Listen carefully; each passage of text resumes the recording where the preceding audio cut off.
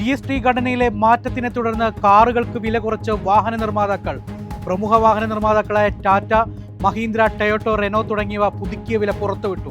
GST പരിഷ്കരണത്തിലെ പരാതികൾ പരിഹരിക്കാൻ യോഗം വിളിച്ച ക്യാബിനറ്റ് സെക്രട്ടറി. സാങ്കേതിക വിഷയങ്ങൾ പരിഹരിക്കുന്നത് യോഗം ചർച്ച ചെയ്യും.